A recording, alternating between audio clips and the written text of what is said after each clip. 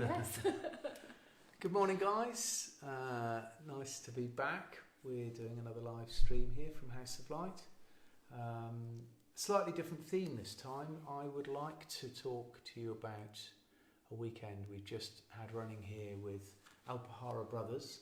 It's a mentoring organisation, a voluntary men's group that I work with. I've been working with for the last 3 years with the intention of bringing healthy mentoring to young men in our community, to support them in any way they need as they come up into their lives as men, as they come into our community and need to find their way, find their offering, to understand how and why they relate. And so, because I've just spent 3 days working with this, I thought we'd talk a little bit about that. There's a lot of crossovers with the work we do with the Learning Love model, and I enjoyed particularly this weekend starting to bring more Learning Love work into the men's work, because they're both very necessary. Yeah.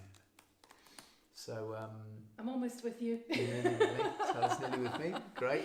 Just say hello to Fiona, who's joined us. Thank you for watching. Hi, Fiona.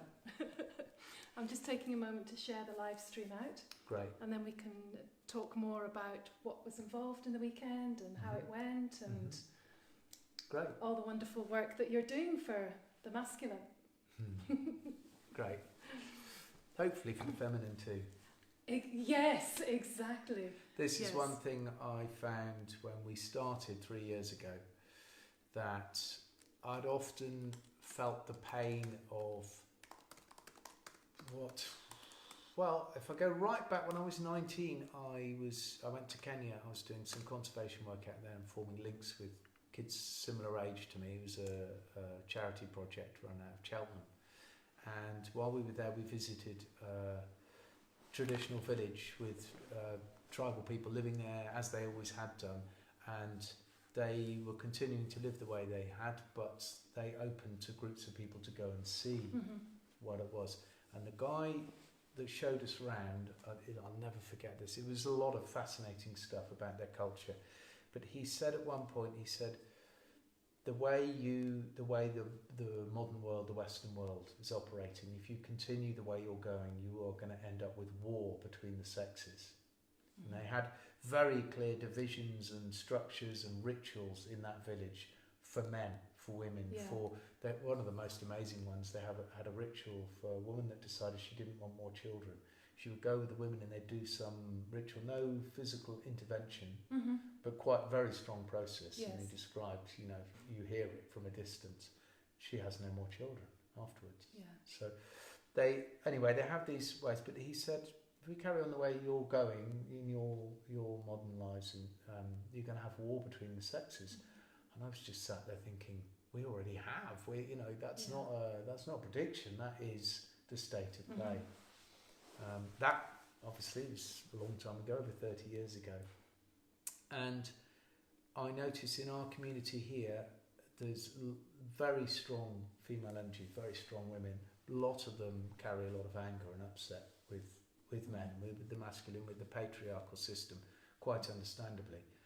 And I'd always been at a bit of a loss as to how one can shift that, change that. When I was younger, I felt very much drawn. I was very much into the feminist movement, but that also doesn't carry as a guy in some ways, or you lose something in doing that. Because it's almost the feminist trying to be more masculine, to take that strength, so it steps more into a masculine role than actually being more feminine. And when as a guy trying to go along with the feminist movement, you're denying so much.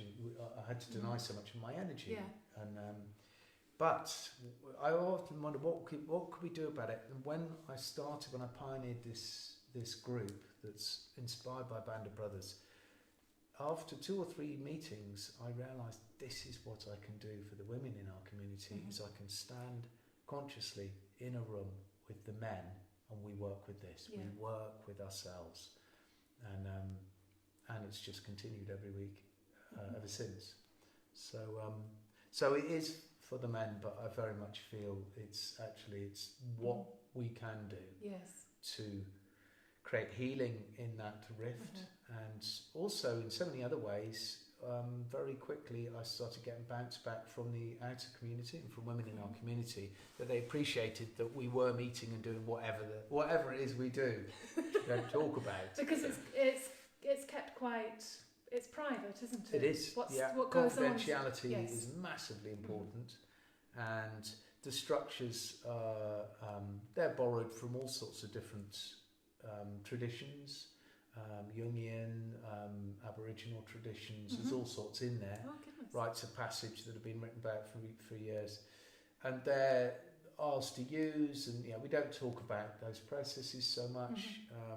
We talk about them a little bit, but certainly it's confidential what one shares, and safe space for us to really go there.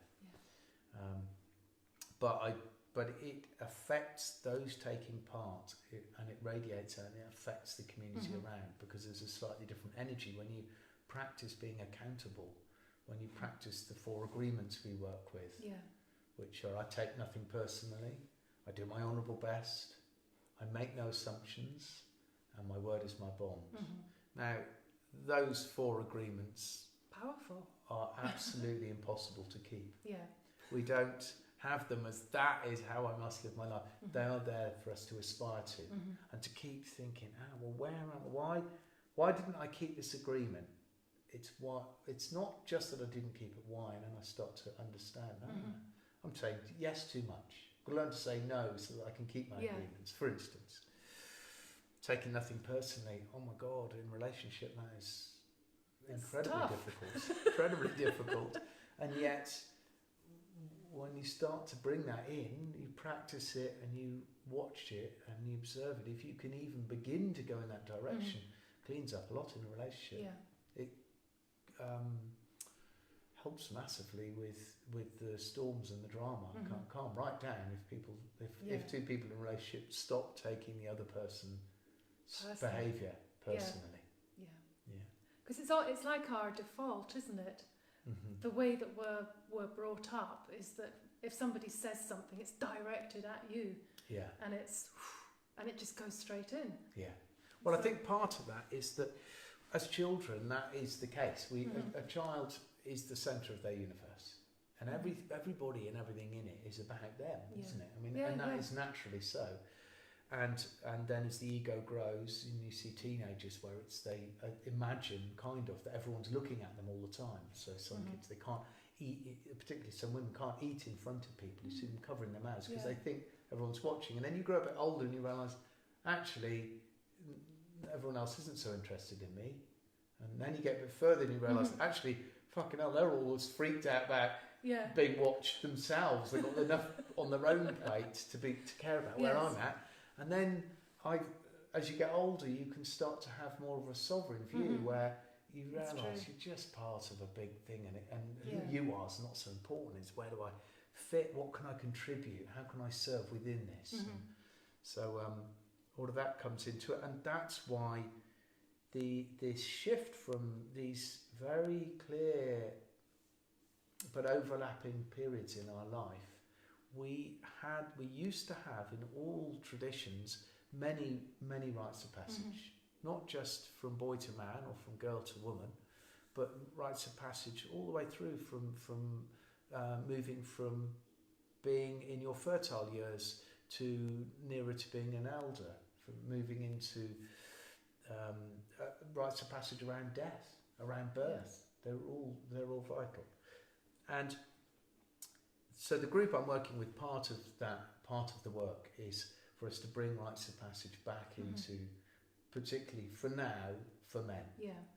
My dream is we will on the back of that, when we've got the infrastructure and the understanding, to start sharing that with the women in our collective, in our community. We would love to bring that too, but to begin with, we're working it out for men. And we had three amazing guys came and helped us. James Benzing's been with us from the beginning. He lives in the UK, but he's been mentoring me in running this group, in the facilitation processes.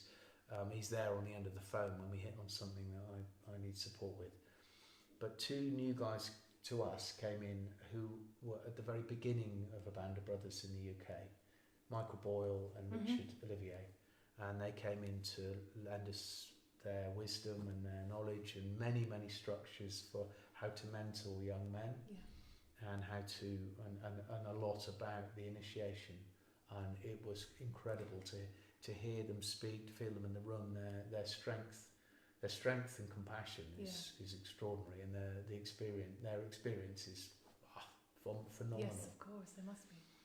And one of them was talking to me at one point about in the learning love work. You'll have heard me talk lots about abandonment and engulfment. Yes. Abandonment can be seen as, well, when we're born, we have that need to symbiosis with mum. And if anything gets in the way of that, like you go to an incubator in hospital, or mum's busy or stressed or depressed, or dad's not supporting mum well enough, or society, the village isn't supporting her, so she doesn't have enough to put into the child feels it.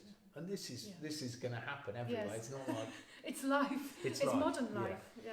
And then the child grows, and the engulfment wound comes when they're not allowed freely to move and be themselves.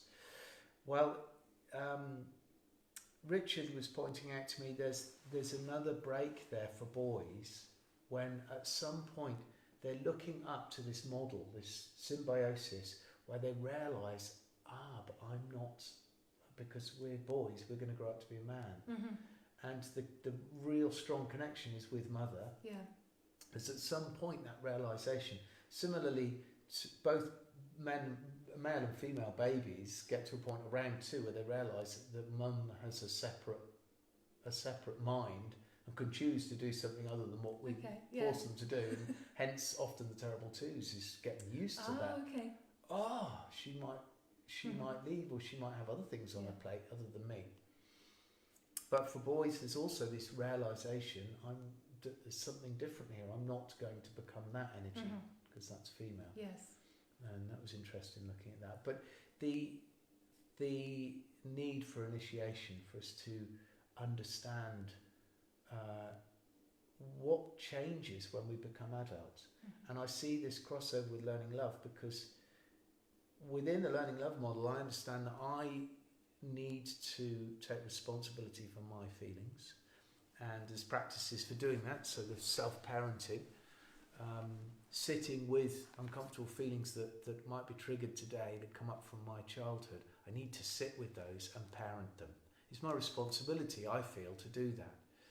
If I don't take that responsibility, I'm not able to respond to life. I can only react, because anytime something difficult comes, I'm taken over by those feelings, because I'm not healing them. They will just continue to go round and round throughout my life. And so I'm interested in the idea of bringing rites of passage back, because it's a time and a place where elder men in the community can consciously support boys to see how they can stand in their own energy, and to see that they are welcome for all that they are. Because again, we all grew up, there were times when we didn't feel welcome.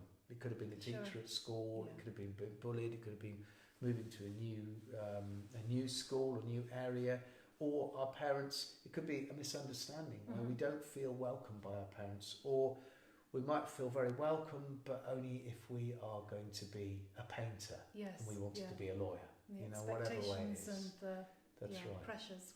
So the rites of passage has all of this in there, where you consciously model an ability to get in touch with, express, and deal with emotions in a healthy way, and a welcoming of a young man into a group, into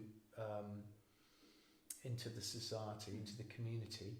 So Michael Boyle started the Band of Brothers in the UK, and to begin with, he had to work with lots of guys that have been through the Mankind Project, because they have an initiation.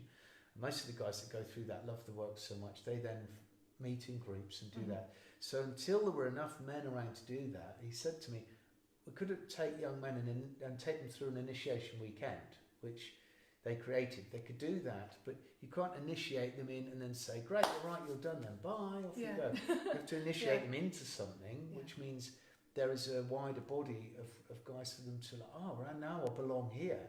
Now I can circle up with these guys. I can belong in this circle of men who meet on a very real level, on a different level of connection. I have a very different level of connection with the guys that I meet with every Tuesday here than I do with some of my closest friends. We know each other in other ways, but it's a whole nother level of standing together and understanding each other, and the trust is extreme because we don't hold stuff back. It's not a brochure going on. No, it's not. It's not the glossy picture. Yeah. It's the real and the rawness and the vulnerability. Yeah. And I guess the complete honesty as well. Because I think in society today, we're not encouraged to be honest about how we're feeling. It's got to be covered up. It's got to fit into that overly masculine role or image. It's more the image, isn't it? And then, so I think this work is really important. One question that I was thinking of when you were talking is the initiation for like a young boy. Is it an age thing, or is it a maturity, or is it just a personal knowing of when it's the right time for that? It's a level of maturity, I would say, because the age thing in a tribal society they're still running in Africa, and you find it all over the world, in New Guinea particularly, and some places in North America, and certainly Aboriginal culture in Australia. My understanding is the boys that go through initiation there, if we took that age as the marker, it would be out. In fact, I know this from watching my boy growing up and thinking, when he got to 14, I thought, okay, he's coming up for time for rites of passage. And I was completely out because, of course, he's grown up in the modern world. So it comes much later because there's for so many reasons. So I wouldn't say it's down to age. Level of maturity, but there is you see that natural thing in teenagers. They kick off.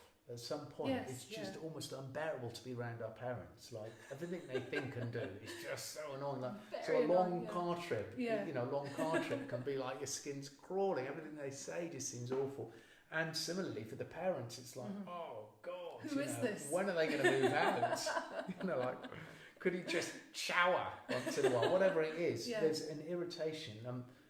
My understanding of that is that's a natural part of our process to get us out of the nest, because healthily we need to leave to find our own life, to find our power, to find a partner. Initially, we need to leave our village, preferably, otherwise the village gets too interbred. So there's a strong push to get out. It's around that time, and a couple of people have asked me, well, my son's already grown up, and I have only daughters after that, and some say, well, why are you doing this way? I've never seen this in terms of something I would do with my sons. It's something I would wish the community, other men in the community, to take my boy if he feels ready at some point and says, I would like to do some initiation and some mentoring. That's not going to come from his dad. I'm what he's trying to get away from, probably. What he needs to sort out. It's too close to home, isn't it? And in traditional cultures, there would have been men that took the lads off to initiate, take them away from everything they know to begin with, away from the comfort of the home and hearth, away from their mother, and away from a way to see, to feel into, this stepping forward into life, and in that space, where do I fit? What could I be? And then with a healthy modelling of how it can be to live in your power. So the men that are in, here we're in a rural area, so it's not, there's not a huge, well, I think there's a huge network, but it's, the community here is already quite open to spirituality, to growth and personal development. Absolutely. But what about in big cities? Is the movement moving sort of into the corporate world, into the modern world as well? Or? Yeah, the two guys that came to talk with us, they work with a setup called Mythodrama, and they've been working for the last 30 years in the corporate sector, trying to get healthy leadership in there. I mean, what they spoke was a bit depressing. They were saying, I've been doing this for a long time, and I'm not sure that the leaders in the world are going to change in time in terms of the difficulties we face as a species, the disaster we've got going on, which is largely down to the leaders at the top not listening to the troubles we've got coming, or unable to let go of their insecurity about money or that need for more. So they've been working in that sector. And a lot of this work is in cities. A Band of Brothers works with kids on probation or they've been in care. So lots of people from difficult situations. So we're kind of in the luxury of living the rural lifestyle. Most of the lads we'll be working with have not been in trouble, or not largely with the police. They're not in the criminal justice system. They haven't been in prison, which the UK groups work with those guys. They're the most vulnerable. And we had a visit from Gethin from New York. He runs, similar to us, he runs a group inspired by Band of Brothers in New York, and they go into the prisons there. They go and work with guys in the maximum security prisons, mostly who've been in gang-related violence. A lot of them are locked up for life. They come together and work as men's groups. And when they come together in the room, they leave their gang affiliation at the door. So there's an amazing documentary called The Work. I highly recommend watching it. Is that available? Yeah, I'd love to see that. Yeah. And it shows a 4-day session where facilitators go into Folsom maximum security prison. They go in, interestingly, with some men from outside who've decided, I want to do some of this work, but I'm choosing to do it in the prison. For whatever reason, they all have different reasons. They interview them, and the one guy, he wants to go in because his dad was in prison when he was born and spent a lot of time in prison. He's like, it's not been his world, but he wanted to do some process work, see how it was in there. So they go in, and the facilitators work with, and the guys that are in there watch it.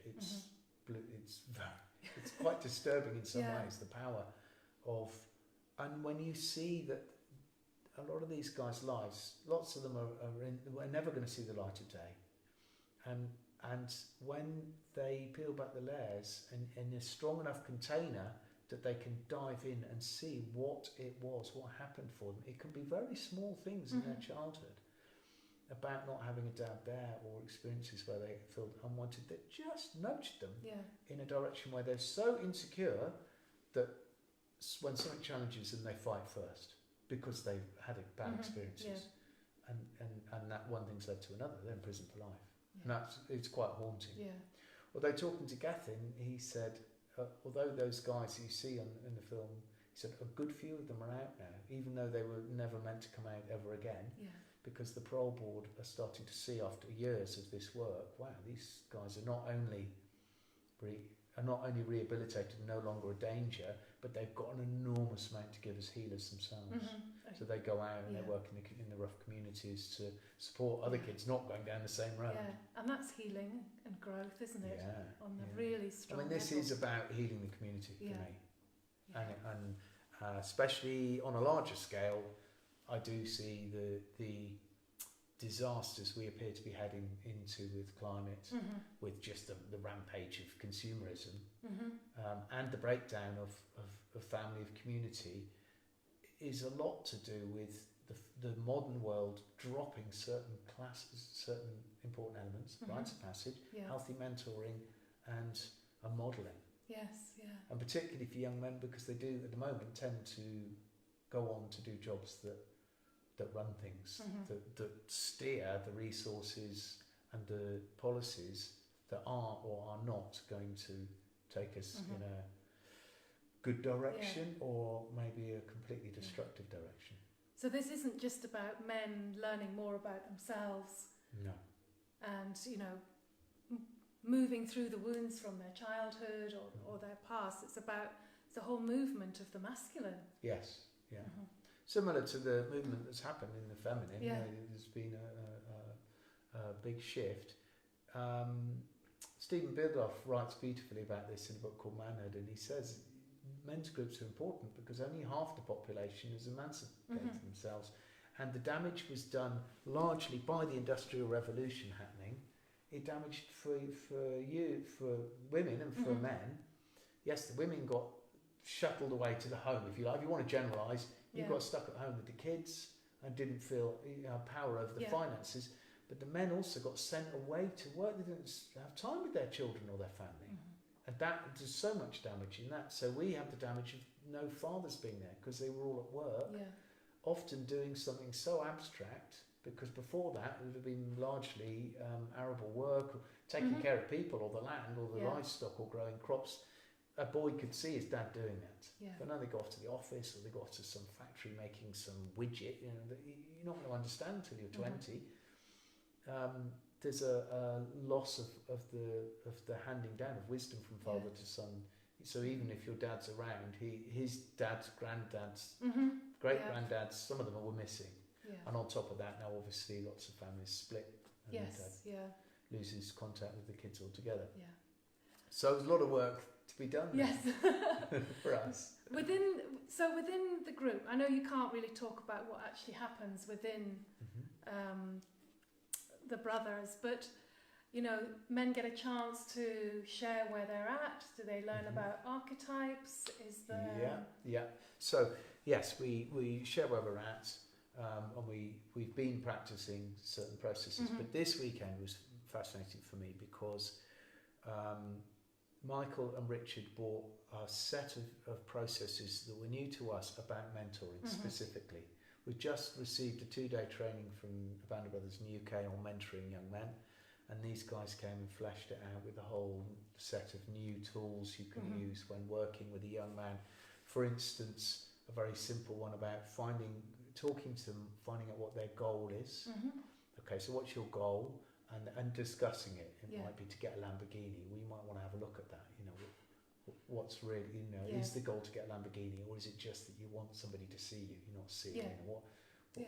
And then what's the reality? Well, the reality is that I haven't got a job or any money, so maybe Lamborghini might be. We might need to take some steps to get there. And Michael said it's not a path. You don't find the kids' direction. It's breadcrumbs, and they move to this one, and then that direction might change. You keep working with them, and step by step. So there's the goal, and then the reality. This is called the GROW model. So goal, reality, options. So what are your options? You could just give up on the project and go away. We'll see what happens with that. Or you could do this, or you could do that. Maybe you could apply for a job, whatever it is. We look at that, and then the W is what are you going to do? Who's it going to involve? What are you going to do about it? And then, so you can work with that in a session, and then you come back to them as the mentor. Have you done it?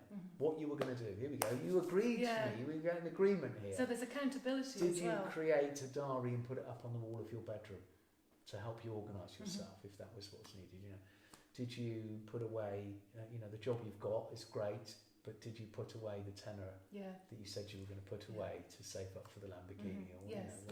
So that was a very simple model which we can look at. There's another beautiful model where you ask the guy you're working with to map his family out with stones.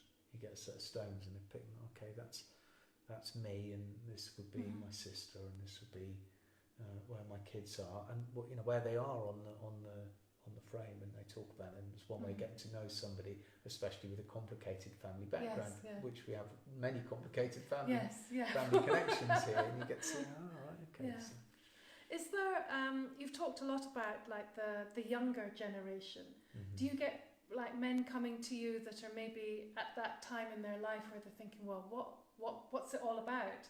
Like in their 40s, 50s? Absolutely. And more, the Learning Love work is more, for me, looking at that. It's like somebody comes to that work when they realise, often through suffering, that their relationships are not working, or they just don't have love in their lives. Either they're in a relationship and there's no love in there, or they can't find a partner. Often that's a draw to somebody to come and, I'm ready to look. What I find fascinating with the work listening to Guy's experience working with young men is this sort of more dynamic. It's more basic. A lot of these kids, they want a job, their own place to live, a car, and maybe a girlfriend. Yeah. They're at a different stage in life, and you're empowering them, helping them get past the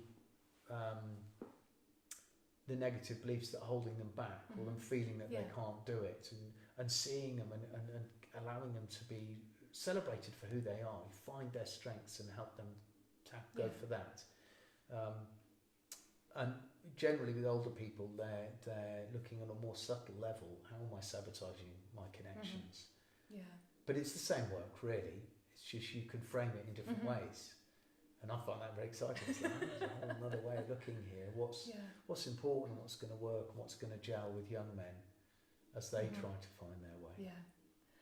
I think it's amazing work, you know, for these future generations coming up, not being, or even if they start down the track of that old conditioning and the old patriarchal ways and the old imagery and expectations of the masculine, to really discover what the true masculine is, and that what that energy is all about, and that innate role and way of being that's in there but hasn't been allowed to be expressed or lived. Or it's been massively shamed.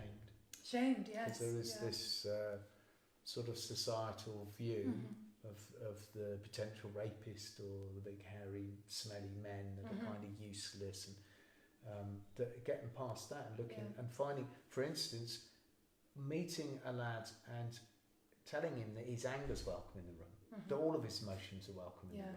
They're not a bad thing. Anger on its own is not dark force. It's a very powerful, very necessary energy to get things done, to set healthy boundaries.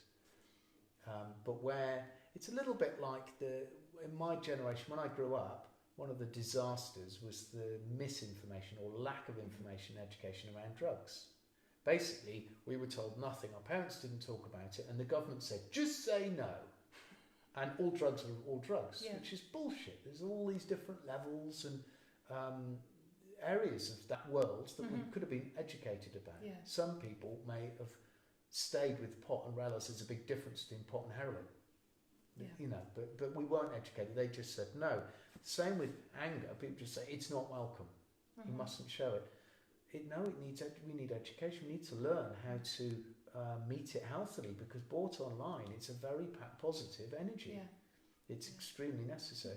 The same with, we need to know how to connect with our grief, because if we can't connect with our grief in a healthy way, we can't actually let anybody in and have intimate relating. Yeah. We can't empathise with our family, with our partners, with our community, with our children when they are in grief, if we can't touch our own. And showing emotions, men are not allowed to show their emotions. It's seen as weak or as girly or whatever of a label you want to put on it. So there's all that feeling that is so important to express, but it's suppressed. To express and it's essential energy. So not only when we suppress it do we lose its goodness. What I love with the guys that were here this weekend, they'll come out with bits of poetry at times that are fitting for what's just come up. Yeah. Something will come up in the group, or they will start a session, and after what's happened before, they'll come up with something so moving. And all that poetry doesn't come from people that can't feel their feelings. Yeah, exactly. And it's very helpful. And then on top of that, with the Learning Love, I've told you many times, when we are not willing, because we haven't had healthy education in how to meet our feelings, so we shut them down. It's not safe to be angry, or it's not attractive for me to admit that I'm fearful, especially if I'm a dad and a partner. I'm the one that has to hold it together, while my woman might say, I'm a bit frightened about this, I have to go, it's fine. Yeah. If we can't deal with that, then we waste loads of energy holding it down, holding it together, forcing ourselves to appear okay. Yeah. And that's the false self. That you find, I'm fine. So we go a bit under that with the group. We don't practice coming in and going, I'm fine. It's like, well, how are you? Really? What's going on for you? What's touched you? Yeah. What are you pissed off about? What are you upset about? and that's welcome, and we support one another to start to understand what that is for us. Yeah. And that real power comes through this. It's wonderful. It's really wonderful, and I love listening to you talking about it because you're so passionate about it. Yeah, I'm so grateful to find my way into this, and for me it's very strong calling to work more and more with this area. From what I'm witnessing, there's more and more men looking for it. I was absolutely flabbergasted when James Benzing, who's been, as I said, my mentor through it, he was living here, and we talked about it because he runs a Band of Brothers group in Cornwall and started that, pioneered that. And I was interested in the work, and I've talked to him more and more. And when him and his family went back to Cornwall, he said, "Okay, you put a group together, and I'll mentor you on the end of the phone, and I'll come down." And I just thought, Orgava, our community, there is no way a bunch of men, none of the men I know, are going to come and do this work. Secondly, they're certainly not going to commit to coming every week. Yeah.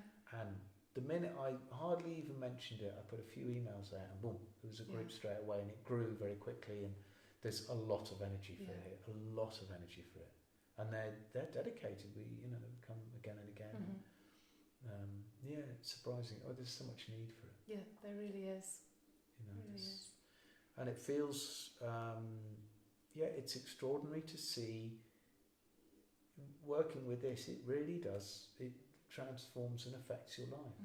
It affects my marriage. It affects how I am with people to do with work. It affects how I make a phone call about work, and how I see myself in the middle of all of this.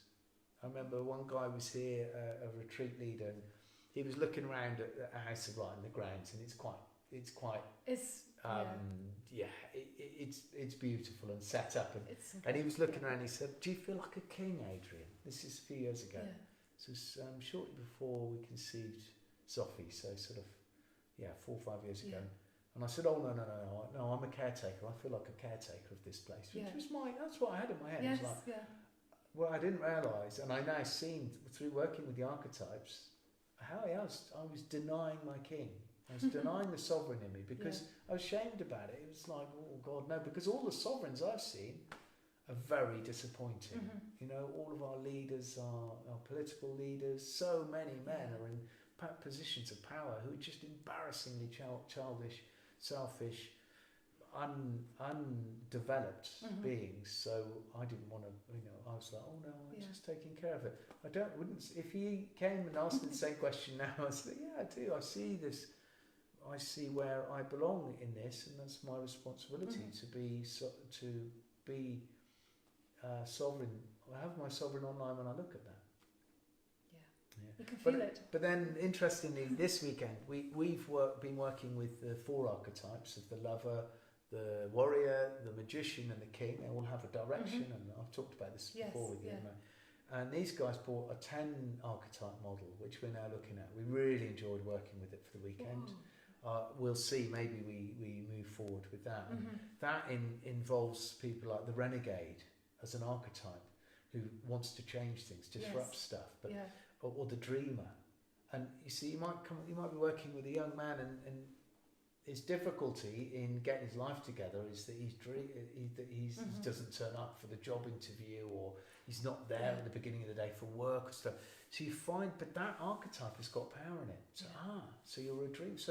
So you were daydreaming when you should have turned up for work and you lost your job. Okay, so what's the, because that's creative. The dreamer, we need to build this place. Yes. Sure, we needed a lot of building, but it had to be dreamed. It had to be envisioned first, and brought through. And there's the dreamer there's the lover and the nurturer. So we've been working with the lover archetype, which is in this 10 model, but there's also the nurturer, which is a very different version. So the nurturer wants to take care. I would like to take care of you. The lover it's more on equal basis. I want to meet you, because the nurturer is kind of, let me help you up. And then what are the ones we've got them here? The strategist. So the sovereign we've been working with is the sovereign And in that area of order, there's also the strategist, the sovereign, the king or the queen, happy to stand in the middle, and have the vision. The strategist is like, okay, how do we go about this? What are the steps? What do we need to put in place to make this vision happen? Yeah. And then we have the explorer, who's out looking for truth. Too much energy in the explorer, and you just go from one truth to another, another. You know, you've met people. You would have met people in the retreat world, rather than being able to settle. So, or too little energy. These are the shadows. Too little energy in the explorer. You don't really want to know. Yeah. You think you just take what you were given at school and that's it. Go along with it. Obviously, the warrior's in there, the transformer, the storyteller, which is the creative part. There's the dreamer sees it all, and then the storyteller can put it into a language that can get it across. So, say we might dream of helping young men in the area, but the storyteller would come in, and how do we get across to them what we're trying to help them understand in terms of how you move forward through life. You come through the stage of the hero, which is a young part in a bloke. He needs to move beyond the hero into his king, because the hero can go in and kill the dragon and get the princess, but 3 months later, what does he do with the place then? And he's likely to just go off and find another hero thing, which is fine, but evenally you kind of need to have a bit more of an overview. It's fascinating, absolutely fascinating. It was a wonderful weekend, and so much gratitude to James and Richard and Michael for what they brought, and for us actually really quite exciting, because Richard and Michael were at the very beginning of this in England. They don't work with Band of Brothers anymore, but they started it all from the bottom 12 years ago, and for them to come and visit us and give us their time generously and support us in what we're doing here is just I can't put it into words. Really, really special. Yeah, the energy here. I was here on Friday. You scuttled away, Sarah. I saw you scuttled away. The energy was so strong and so high, but it was like, I was like, wow. But there I was in the little office, and I was thinking, I'm a woman here in the midst of all this masculine rising, and I was like, no, it's too much for me. But I was aware that all of the men there were so open and so looking forward to the deep dive and to the growth and the healing that was going to come from it. Yeah, it was really wonderful to witness. There's nothing like it. The presence in it. I mean, I find it with Learning Love retreats also. That's why I love a 5-day retreat. Every day it goes deeper and deeper, and the group come, and then you have this amplified field of people working together on a real level, and so working for 3 years with a closed group. We take men in now and again, as I've said. Is it 3 years you've been running? 3 years over already? 3 years we've been running, and the presence in the room, even on the weekly meetings, but do a weekend like this. Wow, it's just amazing. I mean, for me, that is such a rewarding. Just that alone, to be able to have a place in my life where I can regularly go and be in a space where honesty is welcome, a real honesty. You can be really, really clear and straight with one another, and have presence. That's fills my precious. fuel tank up. Yeah. So moving forward. The group here, the Alpujarra Brothers, is meeting every week, and do you have anything else in the pipeline? Yes, so we've just done, as I said, 2-day training from the UK group on mentoring, and we covered a lot of mentoring skills. So we're going to continue now practicing those mentor skills with one another.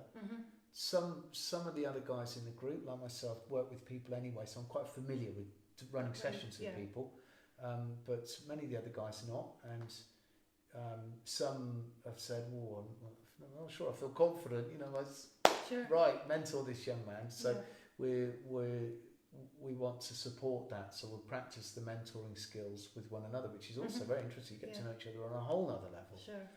And so there's the mentoring, where we can mentor a young man over time with sessions weekly. Alongside that, we are beginning to create an initiation weekend, which will be like a 3-day process through which they initiate.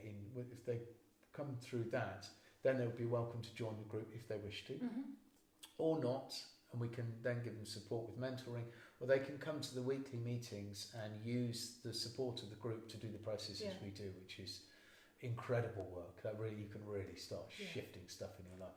If you've got something holding you back, or something you regularly run into the same problems in your relating, you can really make some moves with that, with the support of not just one person facilitating you, but a whole group present with good facilitation to do that. And so there's two levels we want to bring to the young men in the area: mentoring and rites of passage. The rites of passage, we are still writing that, we're still creating that as a big process.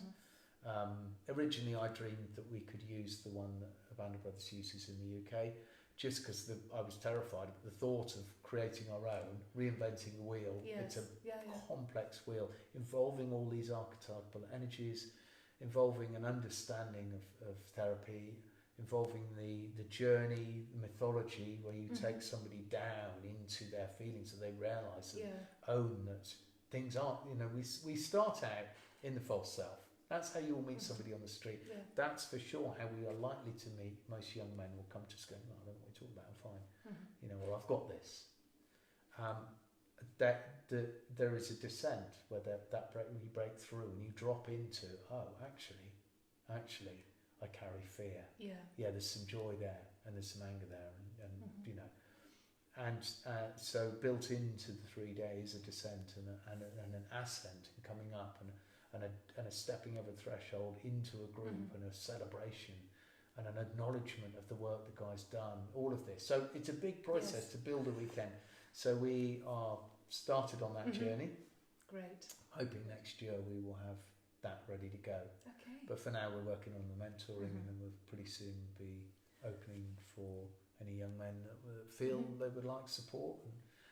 So if any young men or men in the area are interested or in what you're hearing, they contact you. You contact me through my phone number's on House of Light websites, and check in on our website, check in on our YouTube channel, comment, ask questions, like it please if you feel to, and anyone wants to talk about the subject, I'm here. Anyone feels they would like support or would like to get involved volunteering as an older guy to want to support. As I said, we're a closed group, and we recently took a few guys in. It'll probably be a while till we do that again, but if you want to register your interest, I can keep, let you know. Wonderful. When we next take more guys in. Yeah, wonderful. Yeah. Thank you so much, Adrian. You're welcome, Sally. And thank you everyone who's been watching. And if you've got any comments or questions for Adrian, we'll keep an eye on the live stream, and we'll pass them on, and you'll get back to them. Yeah, great. All right. Well, I enjoyed that. Thanks, yeah, Sally. Me too. It's great to hear about it. Thanks, everyone. Bye-bye. What do I press? Finish.